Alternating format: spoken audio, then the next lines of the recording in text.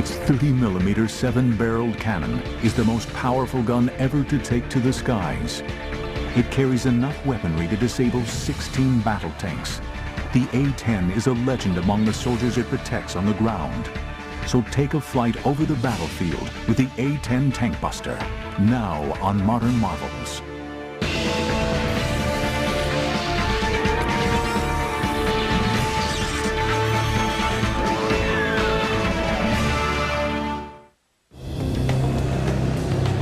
Throughout Operation Iraqi Freedom, the A-10 Warthog was the most well-known and feared plane in the U.S. Air Force. I think it was the best equipped Air Force and Army ready to fight that we could have. Its ability to work in close support with ground troops, to take out enemy positions and tanks, and to act as a spotter plane made it a linchpin in the victory over Saddam Hussein and his regime. We're kind of like the insurance guy up there, or the 911 force. When they need help, they call. And that's who they expect to be there. But for the vision of a handful of men, this aircraft was almost never built.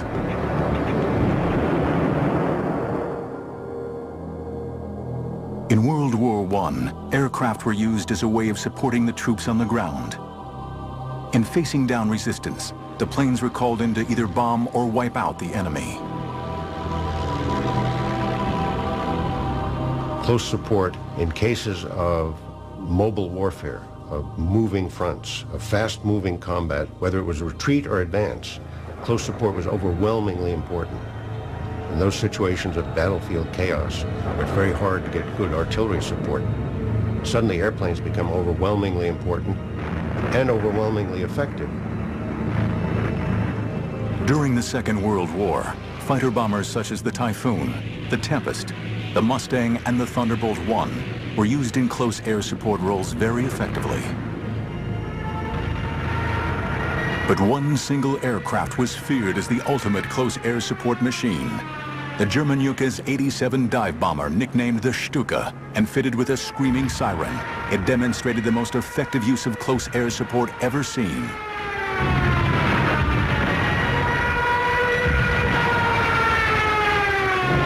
This was a time when the Germans were enormously outnumbered by the Russians, and yet having extraordinary successes against very heavy, huge Russian tank forces. And a key component of that were these Stukas, of which the most famous unit was led by Colonel Rudel, who was the most decorated pilot of World War II.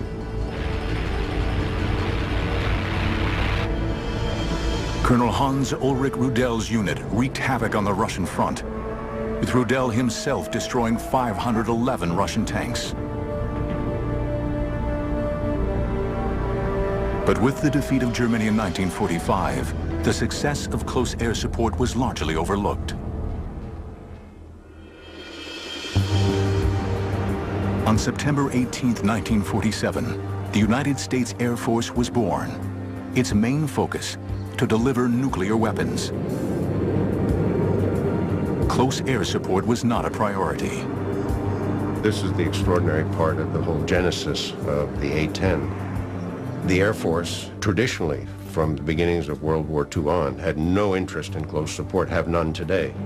They don't like working for the Army, that they prefer running their own war, totally independent of everybody else. A very natural bureaucratic reaction.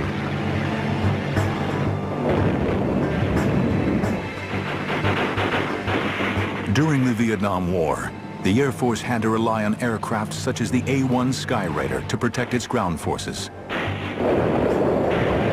But what was clearly needed was an aircraft specifically designed to carry large bomb loads, absorb heavy ground fire, and fly for long periods at low altitude over the battleground.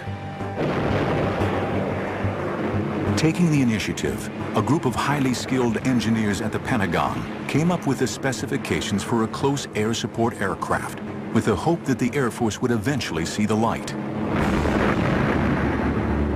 We designed the airplane based on the close support done by these A-1 pilots. We used the experience of the Germans on the Russian front with Stukas, and we actually interviewed Colonel Rudel, who was still alive at the time. We used his experience very heavily in the design of the airplane. We tried to shape an airplane that was directly useful in specifically support of Army troops in the field. A first in aviation history, the Air Force eventually initiated a competition for an aircraft to be specifically designed for close air support. When the request for the proposal on the A-10 came in, I immediately was assigned to work on the aerodynamics of that. Fundamentally, she was to be a close air support airplane, which was capable of knocking out heavy tanks, as well as operating from an unprepared short field of 1,500 feet. Fairchild Republic took on the challenges of designing an aircraft unlike any ever built. The winning design would be a stable, straight-winged aircraft to allow for excellent lift and maneuverability. This combined with the General Electric's TF-34 turbofan engines, which would give it a high thrust for takeoff, and a low fuel consumption to enable the plane to have loiter capabilities essential for the role.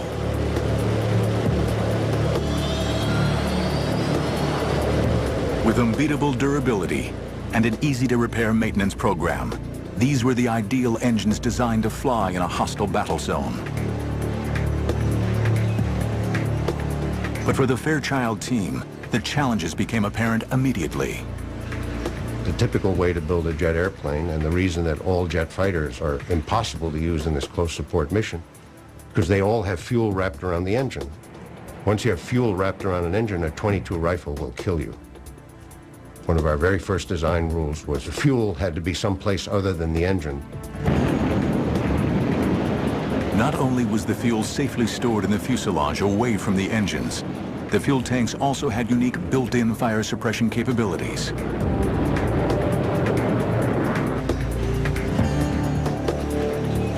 The aircraft's hydraulics could also withstand serious firepower. We required that every hydraulic control had to be backed up by a simple mechanical cable system that's much harder to shoot out. We could come back with hydraulic system shot out, half the tail shot off, a piece of the wing shot off. I had 2 engines, you could come home on 1. The pilot was bathed in a titanium tub which could take 20-millimeter shells.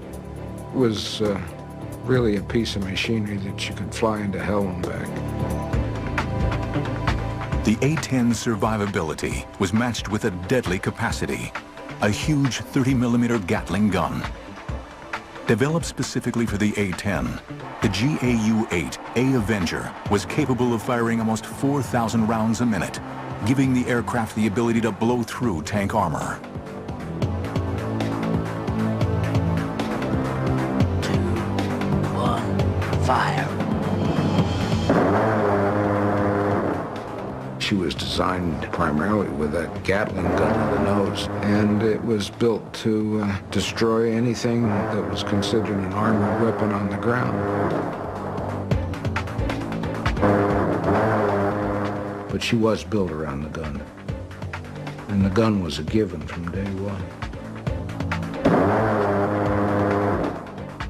Fairchild Republic wins the competition to build the first aircraft in U.S. aviation history, specifically designed for close air support.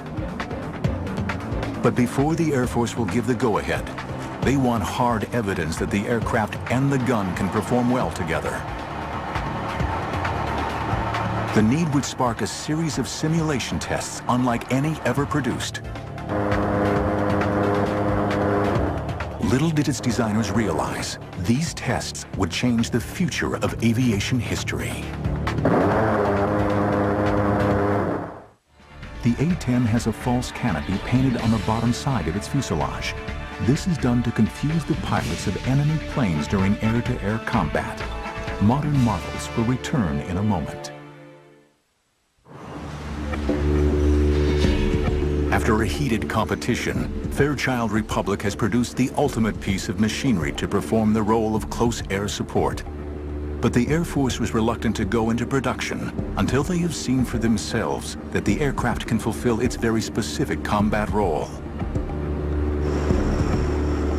In a series of amazing tests, the A-10 and its remarkable gun are put through their paces in an effort to create a full-on Cold War battle scenario. We had secretly assembled what we proudly boasted at the time was like the third or fourth largest tank army in the world. Over 300 Soviet tanks from all over the world, off junk heaps and whatever, out in the desert outside Las Vegas. So we ran a program with A-10s, with a gun installed, and with the current ammunition as it was going into production.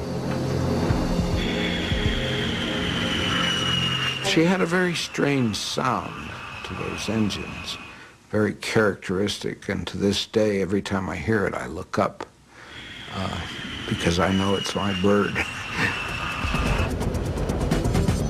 We knew what she'd do, and she didn't disappoint us.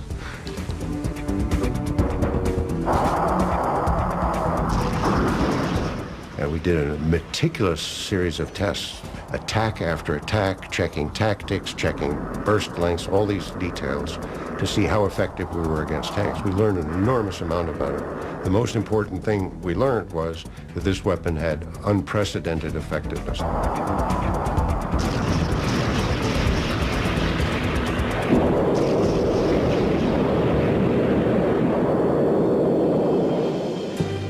During the Cold War, the threat of Soviet tanks advancing on Western Europe was at times a very real possibility.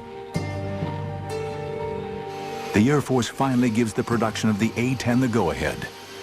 It was now ready to face a specific enemy. With its highly accurate weapons delivery platform, it was the ideal machine to defend against Soviet armored supremacy.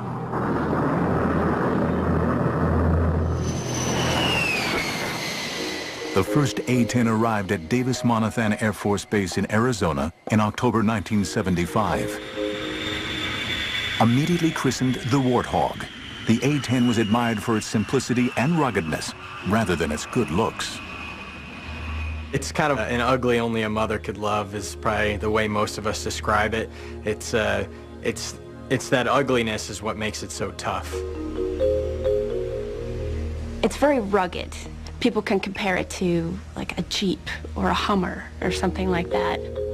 It's thick, it's big, everything about it is boxy, and it looks very strong and sturdy. It's almost guaranteed to bring the pilot back alive. But with a top speed of only 420 miles per hour, high-set twin engines, and squared-off slab-like wings, the A-10 was a far cry from any streamlined jet. It's pretty awe-inspiring. It was so much bigger than the aircraft I'd flown in pilot training. It felt huge and it felt big getting into it. And it was also intimidating just because first time you fly the airplane, you're by yourself, but it was definitely exhilarating at the same time. The single-seat cockpit is surrounded by a large bubble canopy to provide all-around vision and a bulletproof windscreen. I love single-seat cockpit. That's one of the reasons that I was enticed by the A-10. No one looking over your shoulder, no one telling you what to do. You put the aircraft where you want to do it and you employ it in the fashion that you want to employ it. It's all personal, and you are the master. I think the first time that was one of the things that surprised me. It took itself right off the runway for the most part. Once it hits the speed it wants to fly, it just lifts up and away. And I think it probably has to do a lot with the big straight wing, positive camber on the wing. It wants to fly. The plane reacts to you. It's like you kind of strap on the plane itself, and it's an extension of you, and it flies. It has a feel of a real stick and rudder. The A-10 is known for its tight turn radius, so it can turn on a dime. You can even look at the ground as you're turning, and it looks like you're just turning in space.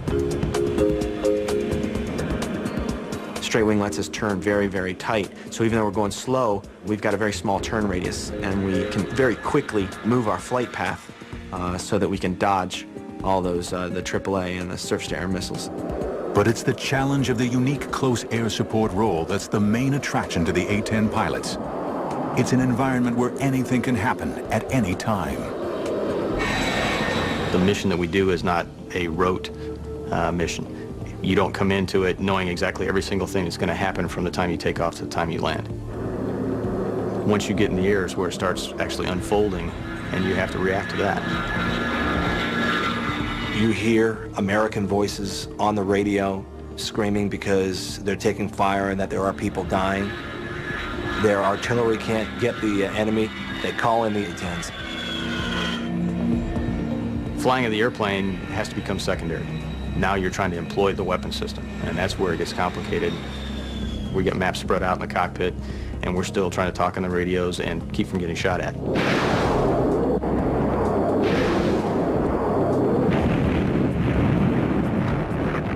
You know, we consider ourselves the last gunfighter that's really out there, because when you go into battle and it's a close-in cast fight, the #1 weapon of choice of an A-10 pilot is going to be their gun. The weapons delivery system incorporates a heads-up display, or HUD, that provides the pilot with the references for flight control and weapons employment. It's incredibly accurate for a gun system, and probably one of the most flexible weapon systems in the world. It's just point and shoot, just like you'd imagine a revolver in your hand. You point it where you want to shoot it, you pull the trigger, and that's where the bullets are going to go. When you roll in and you pull the trigger for the first time, you get excited and the adrenaline starts pumping through, and I had the biggest smile on my face. What a feeling shooting the gun. I mean, the whole airplane shakes. The first time I fired the gun, you know, I had to come off the trigger because it scared me, because I couldn't believe something like that could come out of the front of the airplane, all the flames, the smoke. Its 30mm bullet is the size of my forearm, and that smell of gunpowder, you get that in the cockpit after you fire the gun, and it's just incredible. You get a little bit of a high from it, I think, sometimes. It smells like victory. But it would be some time before the pilots would use their guns in anger. With the ending of the Cold War, the tank fleets of the Warsaw Pact no longer seemed like a threat.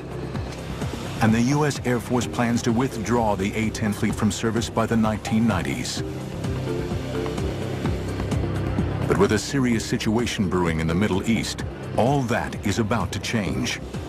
The Warthog was about to play a key role in bringing down one of the most destructive individuals in history. Fuel for the A-10 is held in a self-sealing compartment that's protected by internal and external foam. This holding cell will automatically repair itself if hit by a bullet of up to 23mm in size. Modern marvels will return in a moment.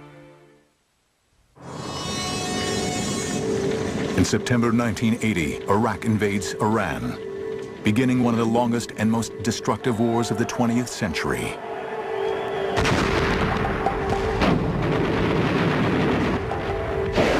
After 8 years, the basic issues dividing the countries remain unresolved. In an effort to contain the Ayatollah Khomeini and the spread of Islamic fundamentalism, the West backed Iraq. Saddam Hussein, the Iraqi dictator, built a formidable war machine, bolstered by the Soviets and the West, becoming the 4th largest army in the world, with over 4,000 tanks.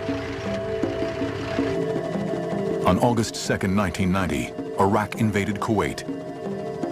For 15 years, the A-10 waited for the chance to justify its place in the Air Force's arsenal. For the Warthog, it's now make or break time. When the first Gulf War started and our squadron deployed down there, approaching that time period, the Air Force was considering getting rid of the airplane. It wasn't until the Gulf War came around we proved the fact that we are a capable cast platform. When the war broke out on January 16, 1991, there was an urgent need for a missile-launching tank buster. The A-10s were committed to combat for the very first time. Back then, you know, we had nobody with combat experience except for a few of the very senior leadership that had flown in Vietnam. So a lot of people were unsure what to expect. Deployed to the Gulf to back up coalition ground forces, A-10 squadrons launched on Iraq's thousands of tanks in the mother of all battles. First day, I'll never forget that feeling. It was like, wow, this is the big game. You know, you're all pumped up, adrenaline's flowing. You know, let's go. You know, you go in, we hit a target, and I remember looking down and going, what's all that glittery stuff down there? And sure enough, it was, you know, them shooting. Oh, whoa, they're shooting at us. And that's when it kind of hit you, you know, this isn't just training anymore. The way that I saw the Iraqis working is, if they knew we were going to hit something, they moved it. And they played lots of shell games. And it's kind of like, you know, where are they hiding it now?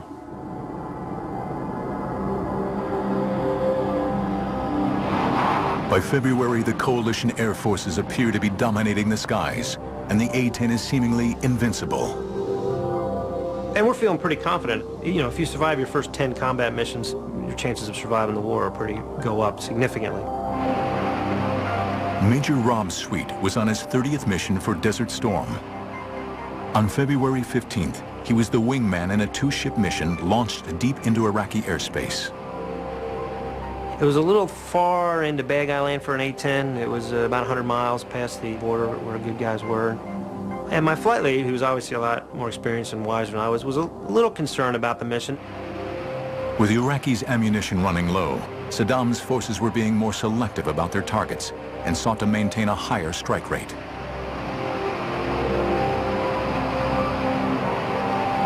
So we said, all right, well, we won't hang out as much at the target. We'll take 2-3 passes and then we'll leave, go somewhere else.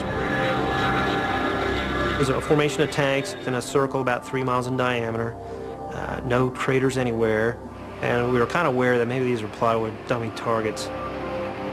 Sweet's flight leader rolled in to take a closer look at the target and then clears his wingman in. For Sweet, what began as a routine mission was about to turn into his worst nightmare. As I'm coming off, sure enough, here comes the SAM. Well, whoa, that ain't good. But if you see it, you can beat it. So I saw it, put out some shaft flare, I kind of pulled around it, and it missed, sure enough. But it was close. In fact, that is as close as I'd ever been come to getting hit by anything. So I went from being, whoa, that scared the living daylights out of me, to losing my professionalism somewhat and getting really pissed off at this guy for scaring me. So he was going to die for doing that. As I was rolling in, you know, I felt a loud bang in the airplane, and I went, ooh, that isn't good. And I looked back, and I didn't like what I saw. Most of my right wing was gone. It was on fire. Thinking to myself, okay, bad hit, but there's still some wing on there, and I should be able to fly it out of there, and the A-10's pretty rugged. The Iraqi missile, which would have destroyed most other fighters, seriously cripples the A-10. The plane enters a steep spin/spiral, starts spiraling on down. I'm throwing switches trying to recover. I'm yelling, yeah, I can't recover, and then I start to panic. And I remember just seeing a desert coming up like this, and time to get out. The Aces II ejection seat is a fully automatic catapult rocket system. Once ejected, the parachute automatically deploys. I'm coming down on my parachute, and I see my A-10 hit the ground. And that was kind of disturbing. As Sweet hits the ground, he's seized by Iraqi soldiers. You know, they were on me before I even had a chance to roll over. And then it was their chance to get some payback. And so I got the crap beat out of me, basically.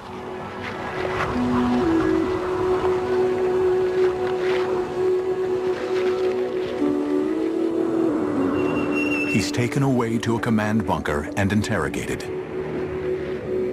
I thought I was going to get shot at any moment, you know. It took me about 3 days to figure out, hey, they weren't going to just arbitrarily execute me. It was worth something to them, propaganda or intelligence or something. In March, Major Rob Sweet is eventually released as part of the prisoner release program. This is when I found out what happened to my flight lead. After I had been shot down, my flight lead had been shot down. And it turns out he never got out. Lucky to be alive, he spent 4 months recovering from his ordeal. If I would have been flying any other fighter when I was hit by the SAM, and it was a bad hit, I'd be dead right now. But despite this, the aircraft proves more versatile and better able to survive over enemy territory than anyone expects. During the 40-day conflict, the A-10 force destroys 987 tanks, 926 artillery pieces, 1,355 combat vehicles, 10 fighters on the ground, and 2 helicopters shot in air-to-air engagements. The A-10 earned a new nickname, the Tank Buster.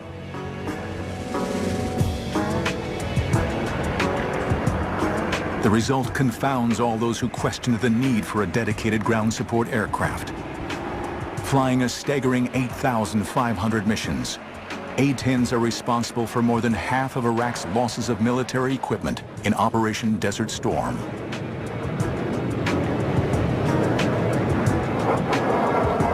Tragically, this remarkable record is marred by a number of incidents in which coalition forces are mistakenly attacked by A-10s. Now, there was an incident yesterday in which an American A-10 inadvertently fired on 2 of our infantry fighting vehicles. The aircraft was one of several which had been called in to deal with an enemy position, and the incident itself is, of course, under investigation. 9 British soldiers were killed. The Air Force was adamant that it could eliminate attacks from friendly fire. What nobody knows is that the next challenge for the A-10 will be in an entirely new and forbidding battlefield, Afghanistan. 721 A-10 aircraft were built since 1975. 367 are in active service today. Modern marvels will return in a moment.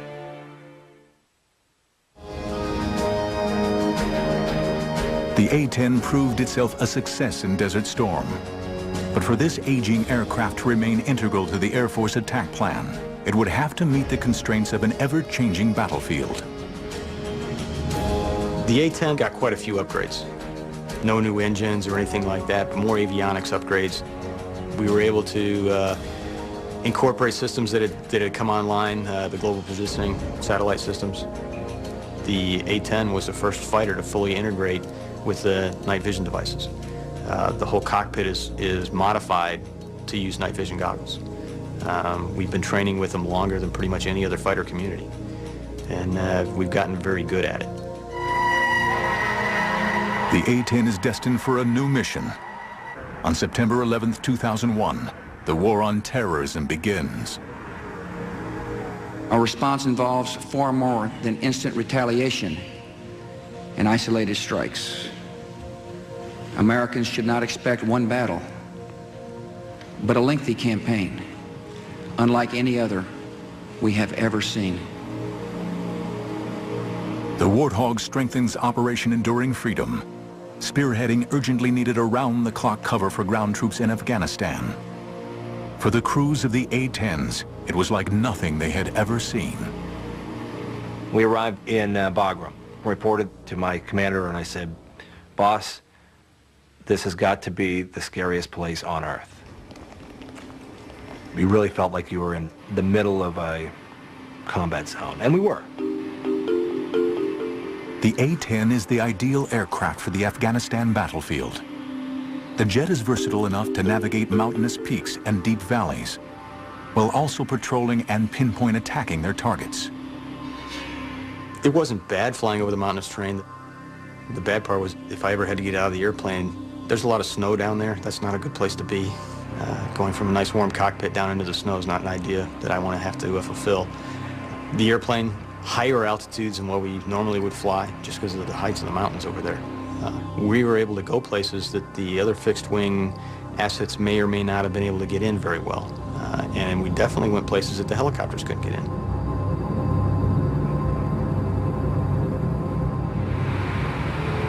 Around the clock, the Warthogs support regular and special forces soldiers while combing the mountains of Afghanistan for enemy rocket launch sites and mortar posts. As its pilots soon realized, every mission would test their training and their wills to the limit.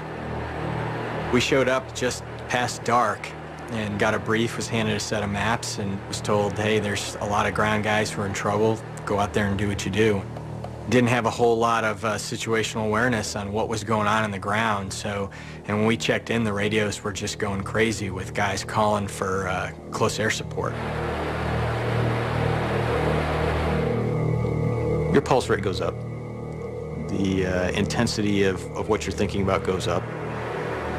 You know, the adrenaline rush, it's a good feeling though.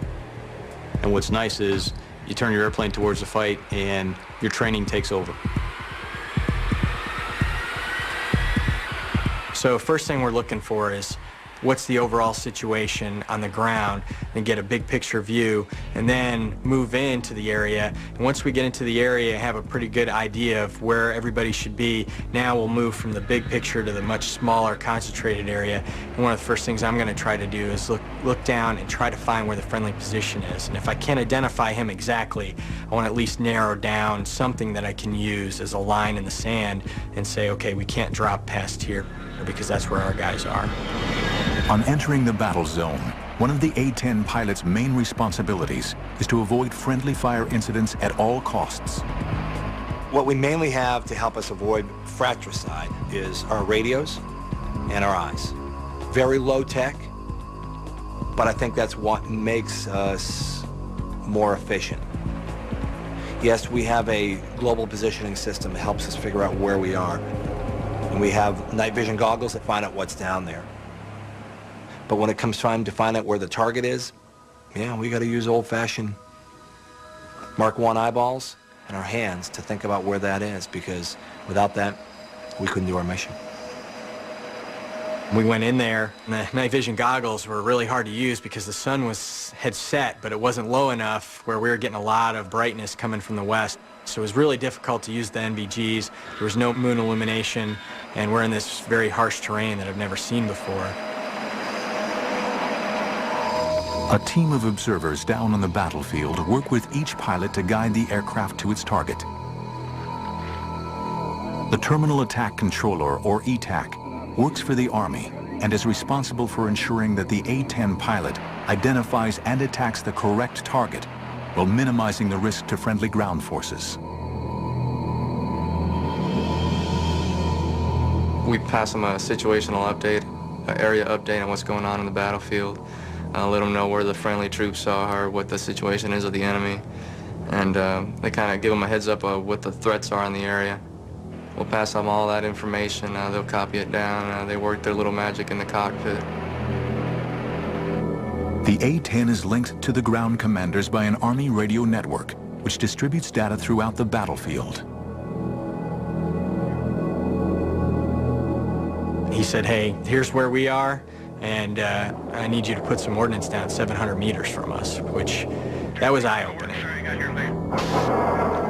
And so we took that distance and rolled in and put a couple of 500-pound bombs down, and it immediately quieted the target area. It's kind of like a large dragon breathing fire. That's what I could see. You know, it sounds really loud. Like a dinosaur, really, raining lead from the sky.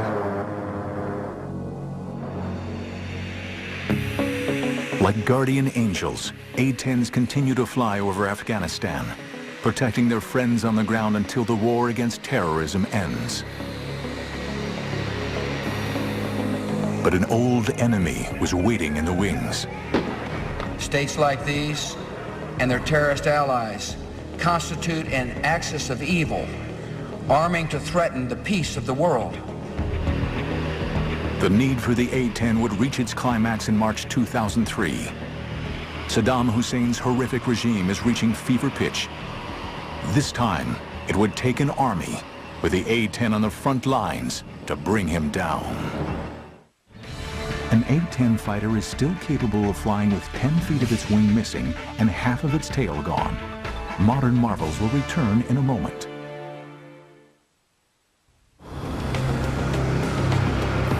March 2003. Saddam Hussein's forces are about to come head-to-head with the A-10 tank buster. as it once again prepares to fly over the battlefields of Iraq. The coalition forces mean to end the regime of Saddam Hussein for good. The Warthog has come a long way since the last desert battle. By the time the second Gulf War, the Iraqi freedom comes along, pretty much every airplane had been modified to improve the weapon's accuracy. The AGM-65 Maverick missiles are highly accurate, carrying warheads specifically for targeting heavy armor. Infrared imaging guidance enabled them to shoot moving targets at night. Combine these with the already large weapons load and the special laser targeting pods, and the Warthog is better prepared than ever for its deadly role in Iraq.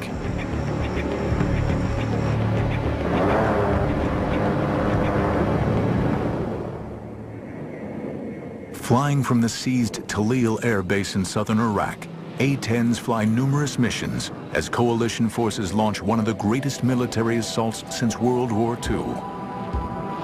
The assault of Baghdad. For the A-10 crews, it would be the challenge of a lifetime. We were flying up towards Baghdad. We were excited to go up there, but the hair on the back of our necks was standing up, and your heart was beating really fast. I actually said a lot more prayers stepping into the cockpit that day. There's all those different emotions running through your mind, and you're saying, please, let me do what I'm trying to do and do the right thing. Calling the Warthogs to their targets is another essential member of the ground command team, the Forward Air Controller, or FAC.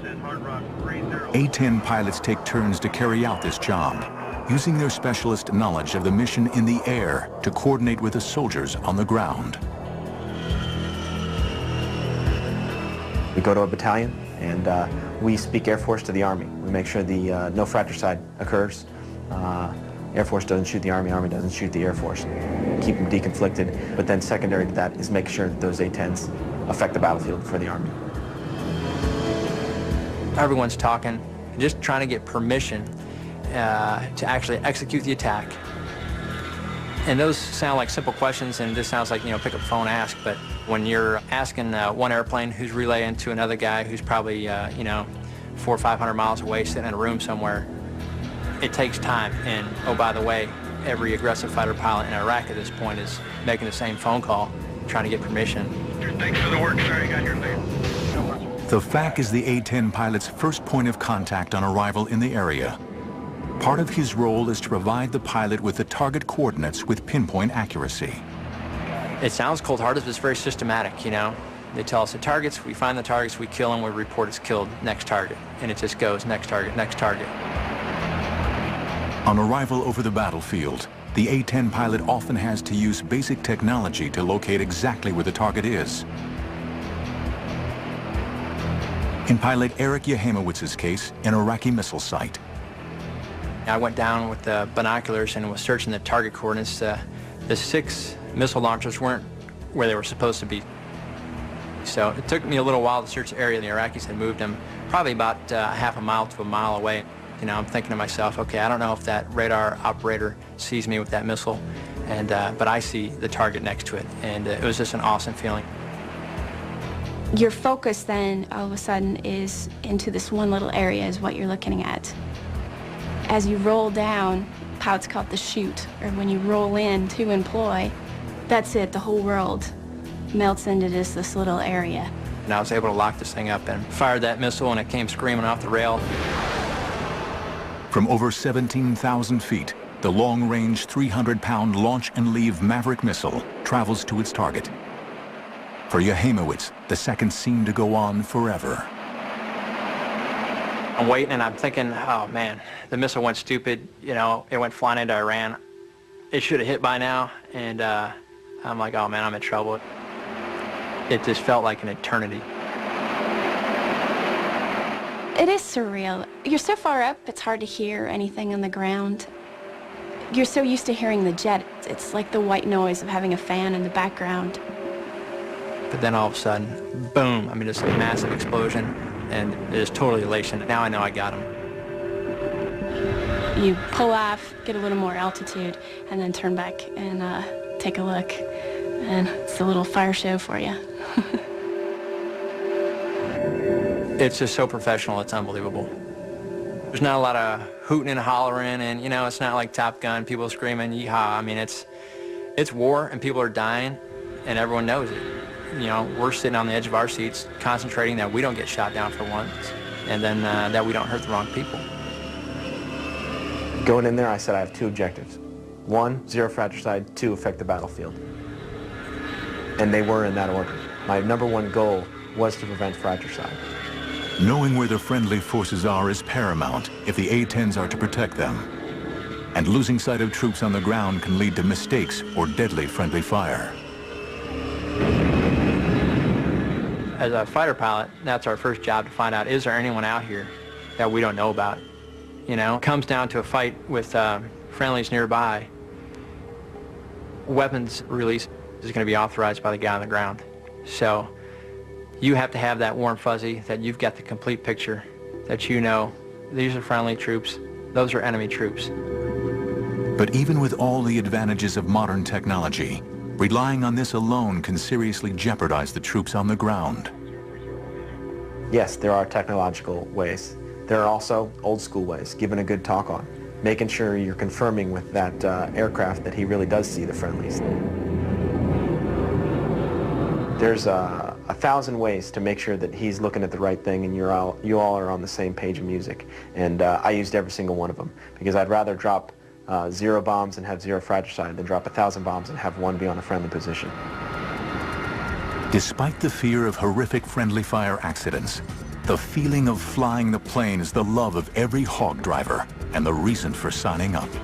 It's no race car, you know, it's not the Porsche, you know, it's not even a pickup truck. In such a neat airplane, because I feel like I'm flying with the seat of my pants. I can feel everything that's happening to the airplane. None of it's magic, it's all me. Whatever it does, I made it do. The 60 Warthogs deployed for Iraqi freedom dominate the skies, firing an incredible 311,597 rounds of 30mm ammunition.